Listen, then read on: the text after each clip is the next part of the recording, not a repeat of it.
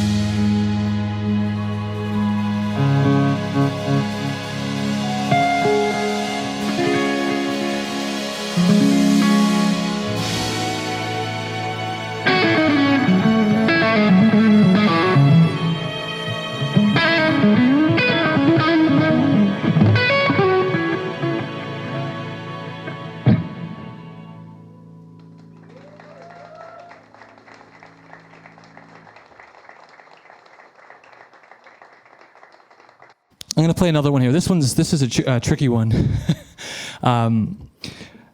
It's a lot of improvisation, a lot of odd time signatures in this one. This is a song off of a record called Wide Eyes in the Dark. And I was kind of going through a tough time in 2019. And this is a song called The Cure Promised. I have type 1 diabetes, and my entire life I've grown up in a family that's diabetic. My dad, my uncle, my grandfather. And I've been hearing my entire life, there's going to be a cure, there's going to be a cure, there's going to be a cure. And there's no cure. Sure.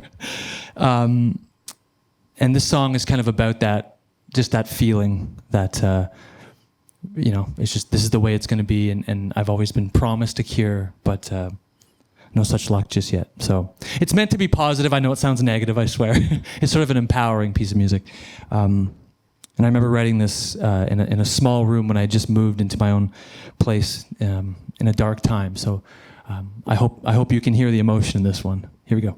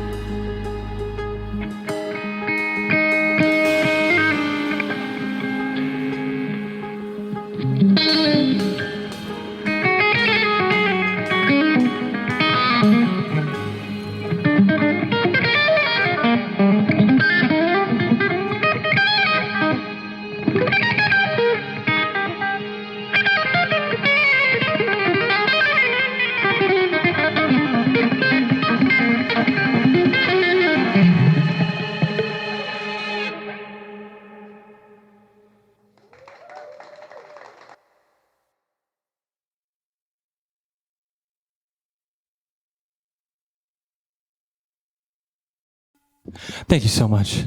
That one's always such a challenge to get through. Actually, both of those, because the solo sections are so expansive. How do I fill this space? Oh my God. So, who has the first question? Anybody? Who has the first question for me? I can't do you because you already got the pick, so I got to do somebody else. Who else has a question? You. This gentleman right here. Yeah. How are you? Good to see you again. Yeah, thank you. My question is about the hardware. I know the hardware of the guitar, the tuners, the tremolo, and the brand. What brings to you in terms of indifference between other brands? Because I know, Schecter makes all the wood, but the hardware is always an important part. So, it's interesting. I've been playing this guitar now for so long that I don't I'm not even really aware of other brands. I don't, it's almost like being in a committed relationship. I'm not really looking. This guitar is made for me, essentially. The specs, everything about it. Very lucky to be in that position to have that. Everything on this guitar was essentially spec'd and approved of by myself and Schecter. So it's quite literally my ultimate dream. It's my dream guitar. The quality, I've talked about this. I talked about this earlier today. Just especially this one. This is a custom shop model made in the custom shop in California. It's really touched by like 2 different people that are building it. It's by far the highest quality guitar I've ever played. And to me, the most important thing is just when I'm up here playing, I don't have to think about anything. It's here to here, and then hopefully to there. Sure, but the tuners and the trem are made by Schecter too? Oh, nice. Thank you. Yeah, the whole thing is Schecter custom shop, even the pickups. So, yeah. Thank you. Cool. You're very welcome. Yes. What is your practice routine and for technique and harmony, theory, all of that stuff? Oh, it's such a hard question. I don't have a routine. I didn't take guitar lessons. I was always self-taught my whole life. And guitar for me was always more of a healer. I was very introverted and shy kid, depression and all that wonderful stuff. And this was sort of the only thing that made me feel good was playing guitar. So for me, it was never about sitting down and practicing. It was just I played. I played all day. I played for probably 20 years. I played 8 hours every day. And it was for no reason other than just to feel comfortable. I come from a family that's very blue collar, meaning they have truck driver, mechanic, construction. So for me, I'm the middle child in the family and the weird guitar player. I sort of struggled to find a way to fit in. And music was really the only thing that helped me with that. And because of that, I wanted to get better and I wanted to feel better. And the better I got, the more confidence I had. Still to this day, when I'm home, I just play all day. Whether it's piano or guitar, I don't think about scales, I don't think about theory, I just play. I've studied all that stuff and I know my harmony and my theory, but it's the last thing I think about. You're probably a young man, I would assume. How old are you? 18. Okay, so yeah, that's very young. At your age, I was playing constantly. I don't sit there and warm up scales. I just play what sounds good, improvise, try to play with other people. But I quickly learned that the only thing that was going to keep me satisfied with music and playing was just experimenting. When I was about 15, I got into recording. So I had a little recording unit. And when I could start to hear myself back and then play over it, it was like, whoa, it was crazy. So that became more of my routine, was just recording and playing and talking about music and playing with people. And that's still, to this day, it's the same thing. It's like I'm still 15 in a lot of ways. Yeah. And really, it just kind of comes down to just spending time with the instrument, I think. Yeah. Cool. Right on. Anybody else? Question? Yeah, this gentleman up here. Hello, Nick. Hi. Good to see you. Me too. Nice to meet you, Nick. Nice to meet you. What is your way of seeing the fretboard guitar, like triads, or do you think the triads is important for all guitarists, or what is your way of seeing? My way of seeing things. Well, first of all, triads are. It's important. It's important to know that stuff. It's good to know your building blocks. It's good to know the rules so you can break them, of course. But I don't necessarily think. I don't really preach that stuff because not everybody's brain is the same. And if there's one thing I've learned about guitar and practicing is it's a long road. I'm 37, but I'd like to be playing until I'm 87. So I just do what makes me feel good. I don't worry about what I should learn or reading this or learning that. It's just what's going to keep me interested. And through that, I've developed my own kind of strange technique. I'm left-handed, so this is my dominant hand, which has informed how I look at the neck. I don't typically play picking runs. I play a lot of string skipping and weird intervals. For example, instead of playing like, turn the tuner off there. Instead of that, I might go like.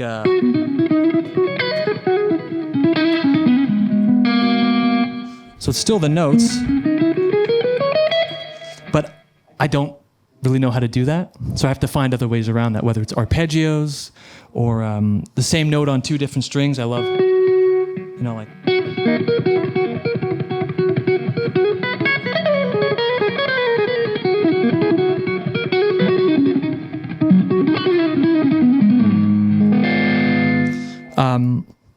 I think about different ways to get around. I think about the rhythm a lot of triplets, jumping between 16th notes and 8th notes, all that stuff. But I mean, none of that stuff matters.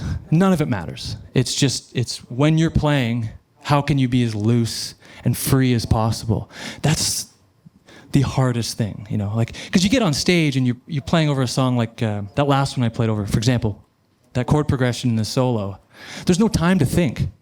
It's in 7 and it goes, every chord is a key change. So it starts, then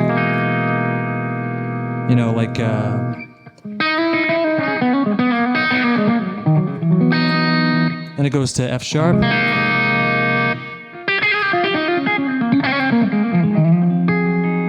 Then it goes back to F.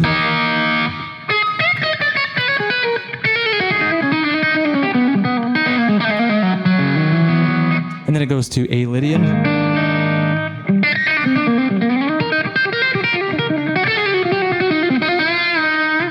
So it's going by like, So if I'm sitting there going, okay, root 3rd, 5th, it's over, So you have to kind of rely on your ear a little bit. I play a lot of chromatics, like this kind of stuff.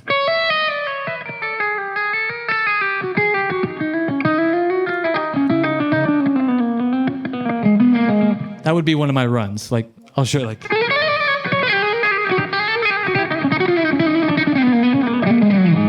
Or like.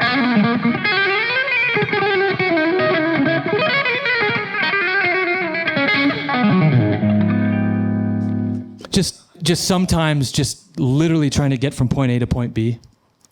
But when you have a lot of distortion on, it's fine,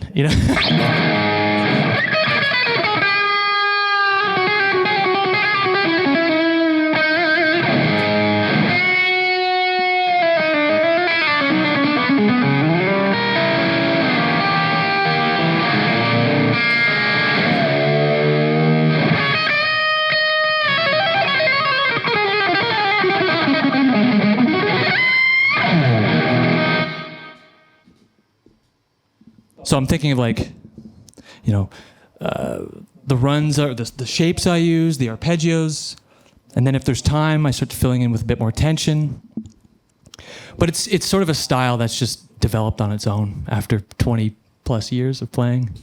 But you know, I used to teach, and I always found the hardest thing was getting theory into people's heads. It was such a hard thing to teach people. So at this point, it's just, if you're practicing, it's good. The more time you spend, the better, you know? So that's my thought anyways. And that's more inclusive, I think, too. Thank you so much. Of course, yeah. Anybody else? Let's do maybe one more. Yeah, up in the back. Hey, Nick. Good to see you. You too. Thank you for this opportunity.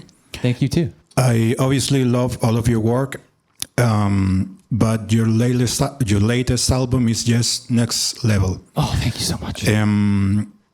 I mean, the composition, the arrangement, the production is just amazing. Thank you. So after all of the years, after a long career, how did you do it? How did you pull this one out? Oh, wow. Wow. It's so funny when you say career. It's such a strange word. Because I still feel like I haven't quite found my sound yet. Yeah. I mean, that would be terrible if I had figured it all out, right? There'd be nothing left to say. Yeah, the musicians I like and the people I look up to as composers and arrangers and musicians, they're always so prolific. You know, guys like one of my favorite musicians of all time was Chick Corea. And I think he had like 72 albums or something like that. Some crazy man. And you know, you hear the evolution in someone's career like that, just how different it is. And even me, I've only really been doing this releasing music for 13 years. That's not that long. Like 2011, it's not that long. You can probably remember what you were doing back then. Maybe not that long ago. I've had to figure everything out from the beginning. I remember in the early days, with no money, I did my first album in one day with the band in the room, and just not knowing anything, and just, okay, let's try it. No click. It was just, let's see what happens. You just learn as you go. I made 2 albums, 2011 and 2013. I put 2 records out, and they failed miserably. I lost a lot of money. So I had kind of decided at that point that I was kind of done. I was like, maybe this isn't for me. And then I decided I would do one more album. I was like, I'll do one more. I have a little bit left to say. And I made an album called Atomic Mind. And I noticed I was kind of learning a little bit more about guitar tone and how to mic an amp. And I reached out to a couple musicians I had met just in the first few years. A guy named Marco Miniman, the drummer, and Brian Beller, bass player. And Guthrie Govan played on it. It was the whole Aristocrats. It's ridiculous when I think about it. And suddenly it started to get a little bit more. I was like, okay. And I remember I was so in debt at this point. I was like so insanely in debt. I used to get calls in the middle of the night from the credit card companies threatening me. I was like 23. You know, like, you better send it or we're gonna send people over there and take stuff. Just because I wanted to make records, you know, I just want to make albums. So eventually, you know, I learned more as I went. I won't tell you more. That's some bad stories. But as I was kind of suffering through this, my focus became just almost like a laser beam. I know what I have to do.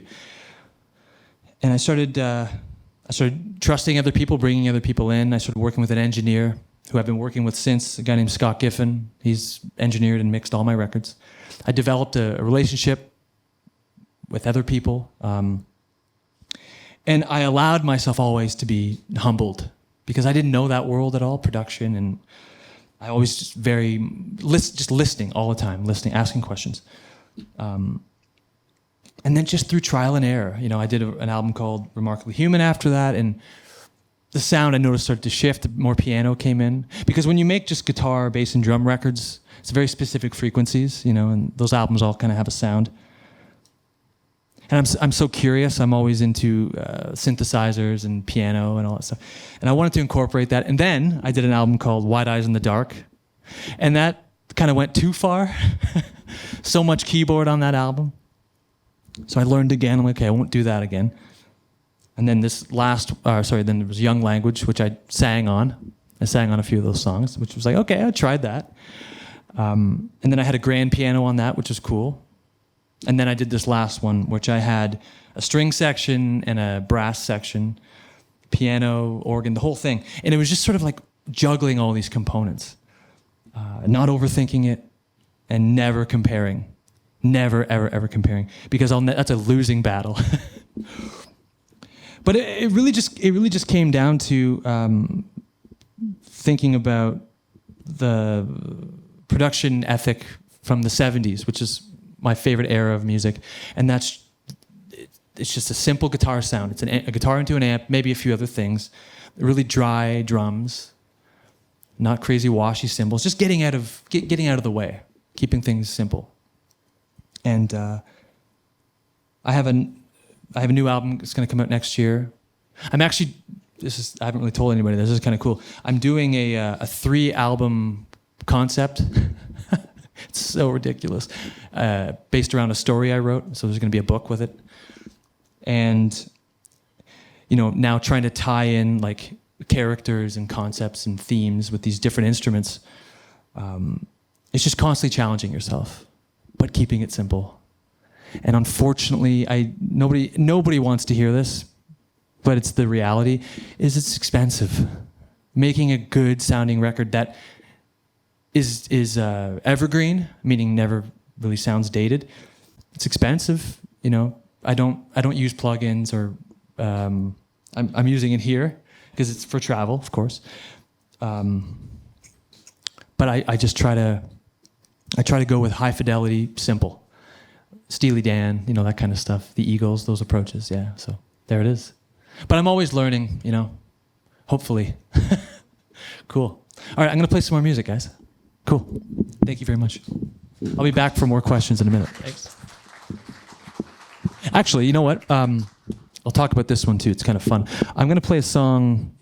I'm going to play Atomic Mind. And this was a big moment for me, this song, because it was the first time I sort of stumbled upon this type of harmony that has kind of become a bit of my sound, I guess. And that is, it's very simple. It's just, if you're in, let's say, a minor key, say you're in this case, B minor, it's just taking a major chord a half step below it. So, for example,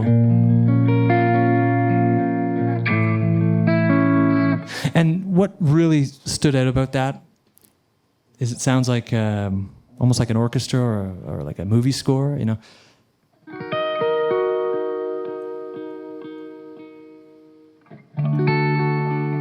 It's very much like, you can imagine a movie where the camera's coming down into the cave, and then it turns around and there's a huge dragon or pile of gold. You can imagine the orchestra swelling with that. And when I remember the first time I was playing it on piano and I just stumbled upon it. I was like, whoa. And since it's shown up in a bunch of my songs, but this is the first appearance of the major chord directly below the minor chord. And then the theory behind it is pretty cool, but I'll bug you with that later. Anyway, here we go.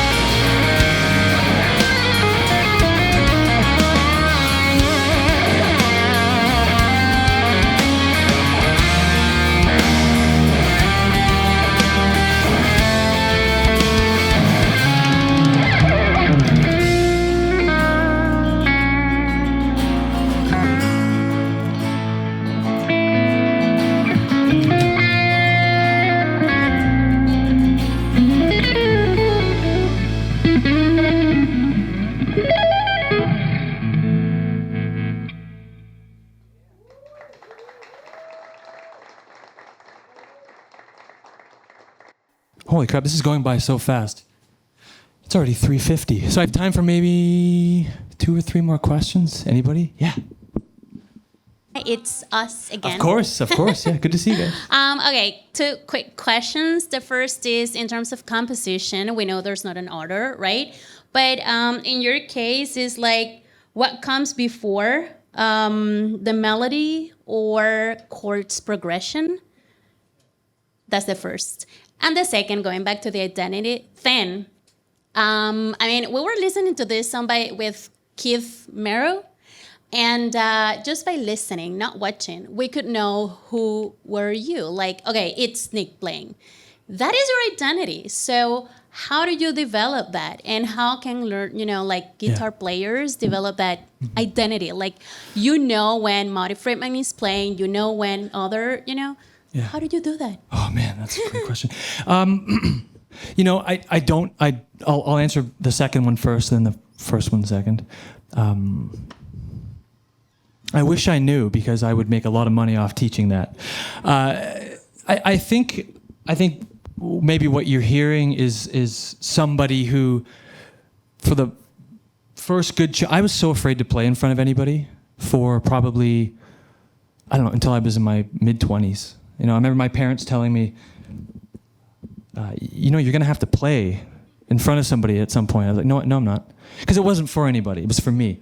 So I had a really hard time with just even like telling people I play guitar.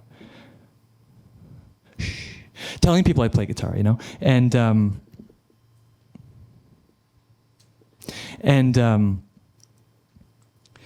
I think because of that incubation phase, so to speak, playing on my own so much, and I didn't have the internet. I didn't have access to a phone, or I didn't know what was going on. I had no idea. The guys I listened to at the time were like Jeff Beck and maybe Yngwie and, a bunch of guys from the 70s, Zeppelin, Pink Floyd. These guys weren't like shredder guys, though, So I spent a lot of time in my little bubble.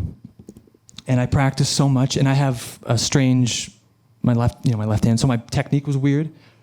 And that, plus I only had one guitar and one amp. I think just over time, and then I always looked inward. That's the easiest way to put it. I just looked inward. What do I want to sound like? What do I want to hear? I didn't care. I still really don't. Like, if you ask me who are my favorite modern guitar players, I don't know. I don't follow it. I hate to admit that. Because I'm too busy doing my own thing, I guess. I don't know. But I think that comes over time if you're passionate and you stick with it and you genuinely care about the composition and just the sound of your instrument. I think that just comes naturally. I don't have a good answer for that yet, but maybe next time I see you. In terms of writing, I sing everything as I'm working on it, and just to get it out of the way too, I pretty much write 99.9% of everything at the piano. I mean, this riff, that was written on a guitar, of course, or like Remarkably Human. All that stuff, because it's very guitar-ish, so you can't really do that on a different instrument. But it usually just starts with one chord. For example, Atomic Mind, like you look at that, it's the melody, right? If you played that faster in a different spot, those are the same notes. It doesn't sound great. It's not very interesting. But when you think about the harmony, I mean, this note, and this is usually what goes through my mind when I'm writing, is what is that note and what's supporting that note? Because it could be, could have been that. It could have been this.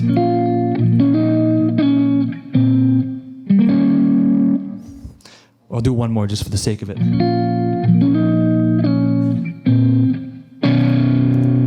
Could be anything. It's just, what is the harmony and what are you trying to say? And what makes you feel good? So I would just sit there and just think, I'm singing that melody. By the time I get to that note, I'm thinking of it, what is the interval relationship to the chord? That's when I start to use the theory a little bit at the piano. So typically it happens at the same time. I find a chord progression, at least if it's a verse or a chorus. Solo section's different, I guess, but if it's a verse or a chorus, a chord progression without the melody baked in at the same time is useless, because you end up sounding like a backing track. You're like, oh, I want to write a song that uses this.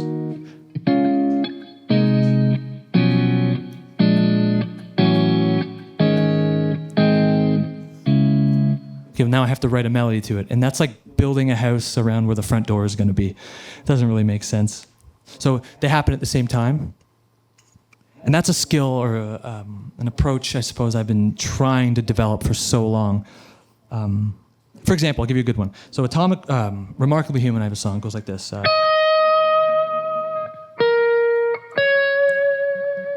Okay, so that's really simple. And behind it, this is how it could have gone.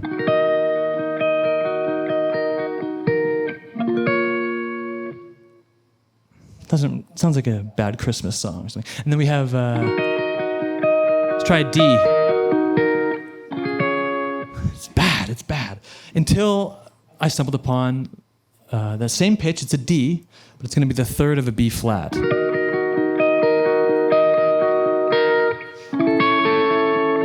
Oh, it just feels... You can still kind of see it, and that's not because it's my music, it's just that's a tritone substitution. Those kind of things.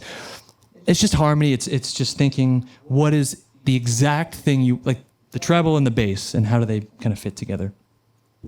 And that's no small feat. That's when I sit down at the piano, and 8 hours will go by, and I'm like, oh my God, I haven't eaten today because I'm just trying to find the right harmony. That's sort of the alchemy of music. That's the magic of it, and that's what keeps me going, I suppose. But yeah, that's how I do it. Cool. I knew really early on that my picking was bad. I could tell from the beginning, like 14, 15 years old. I was like, this isn't going to work for me. I always wanted to pick like Paul Gilbert or Al Di Meola or someone like that, where it sounds like a baseball card and your bike spokes, but I could never do it. I just couldn't get the hands to sync. So I had to find a way around that. Really simple stuff, For example, I used to come home from school, and I remember I'd go right up to my room, and I would start doing this. And I remember my brothers, shut up! An hour would go by, My parents just shut up, until it sounded like rain on a tin roof, When you get all those really percussive, like, all that kind of stuff, and that's just left hand strength, and I'm really pulling off. Like I don't lift off. It's a pull off. That's why it's called a pull off. And it's paying really close attention. When I say I used to play like that for 8 hours a day, I truly mean that. You can get really good at something if you do it 8 hours a day, especially for 20 years. But a simple exercise, really, it's just stuff like this. Just getting used to those groupings,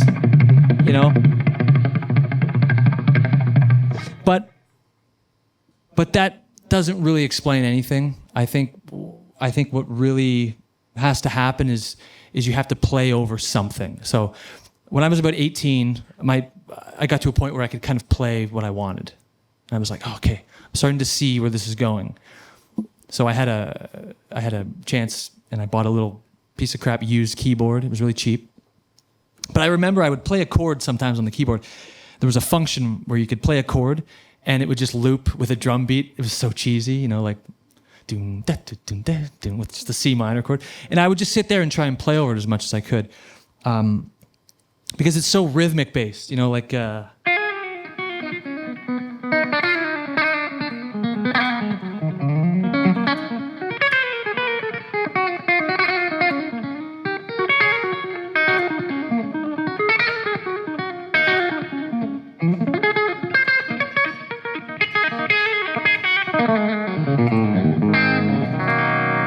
But I'd also force myself to see how long I could play a certain note grouping for. So if it was like, I would try and just see how long can I play 16th notes. 1, 2, 3, 4, 1, 2, 3, 4, 1, 2. I'll try it. Let's see what happens. So if it was, if I'm in C minor, let's say. So I can 1, 2, 3, 4, 1. So.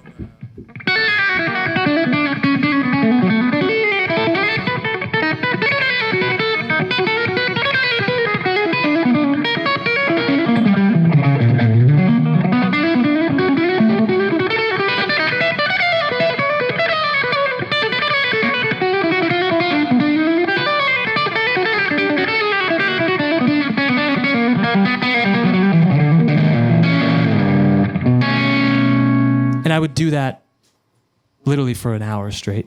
And again, I'd hear everyone in the house yelling, "Shut up!" Until it just is in there, and the shapes just fall under my hands. I learned too that every guitar player, you're going to have shapes you like and shapes you don't like. And as soon as you find one that works for you, I think you owe to yourself to develop it and try and expand upon it. One thing I do all the time is that really muted legato thing. So, for example, it might look like...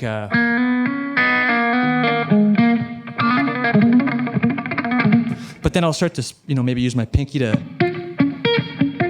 grab different strings, which would be like...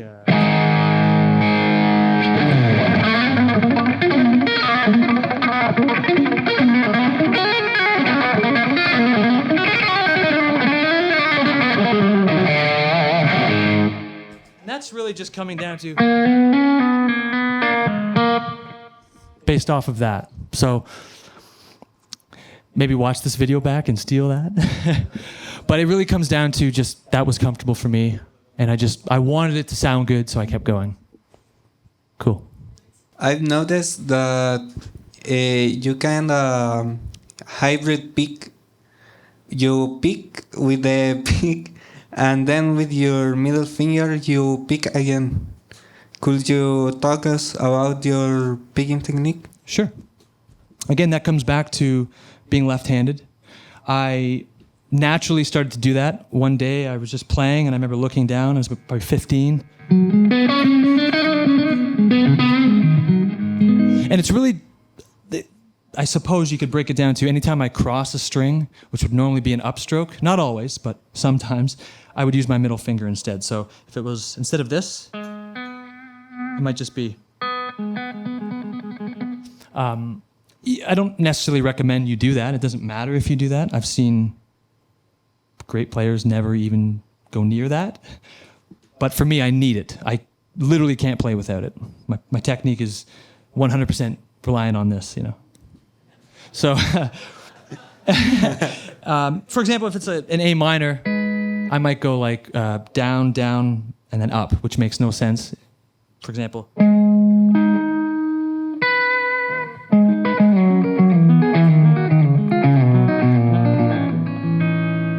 Or like...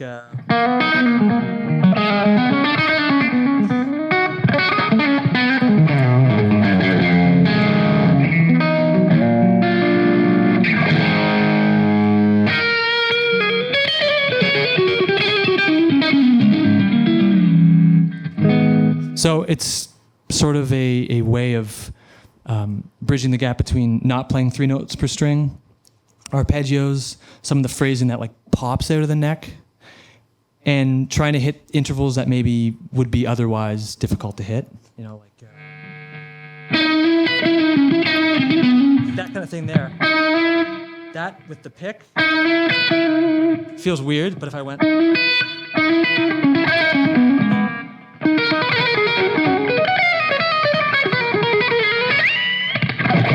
Way easier with the middle finger, for me, anyways. Cool. Anyways, I think we're out of time, so I'm going to play one more, which is crazy how fast this hour went by. I just want to thank you guys so much for coming. This is amazing. And especially those who came back, all of you. I guess today was sort of the launch of Schecter with the new distributor, so I think they're going to have a bunch of my guitars here soon-ish, maybe. So try to get your hands on one when they come in. I think you'll like them. I'm just trying to decide what the last song should be. I'll play that one. I don't play this one very often. I'll give it a shot. This one, actually, while we're here. Over the pandemic, you guys remember the pandemic, I started playing a lot of piano. I stopped playing guitar for a while. I was just kind of getting frustrated. And I wrote an album called Young Language, which that title was supposed to be describing how it felt to write primarily on the piano. It was like a new language for me. And I remember I was walking around this neighborhood, and in Canada, the winters are so bad, so much wind and snow. And I was walking around one night, and I could see the moon and the snow, and I just kind of heard this thing in my head, and it was a song called Silver Moon Rising. I'm going to try and play this one. It was my best attempt at writing a film score for a movie that never came out. Anyway, I'll see you after if you guys want to talk more. I just want to say thank you one more time, and Schecter and Promusic for having me. It's just such a treat. Thank you, guys. Cool. Actually, this is probably the first clinic I've ever done where I didn't play Remarkably Human, so that's kind of interesting.